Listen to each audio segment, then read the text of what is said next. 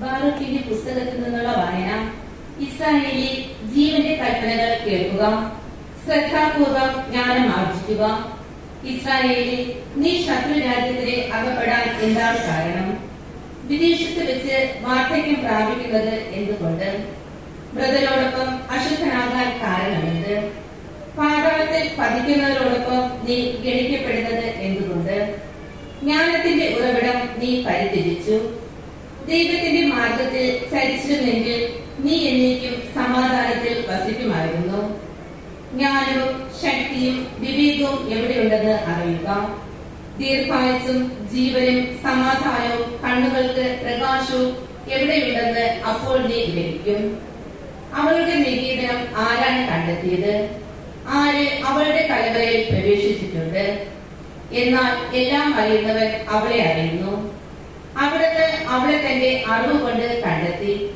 എന്നേക്കുമായി ഭൂമിയെ സ്ഥാപിച്ചവൻ അത് നാൽക്കാലികളെ കൊണ്ട് നിറച്ചു. അവിടുന്ന് പ്രകാശമയക്കുന്നു, അത് പോകുന്നു. അവിടുന്ന് വിളിച്ചു, ഭയത്തോടുകൂടെ അത് അനുസരിച്ചു. നക്ഷത്രങ്ങൾ തങ്ങളുടെ നാമങ്ങളിൽ പ്രകാശിക്കുകയും ആഹ്ലാദിക്കുകയും ചെയ്തു. അവിടുന്ന് അവയെ വിളിച്ചു, ഇതാ ഞങ്ങൾ എന്ന് അവ പറഞ്ഞു. തങ്ങളെ സൃഷ്ടിച്ചവന് വേണ്ടി അവ സന്തോഷപൂർവ്വം മിന്നിത്തിറങ്ങി. അവിടുന്നാണ് നമ്മുടെ ദൈവം. അവിടത്തോട് തുലനം ചെയ്യാൻ ഒന്നുമില്ല. അവിടുന്ന് അവിടേക്കുള്ള എല്ലാ വഴികളും കണ്ടെത്തി. അവളെ തന്റെ ദാസനായ യാക്കോബിനെ താൻ സ്നേഹിച്ച ഇസ്രായേലിന് കൊടുത്തു.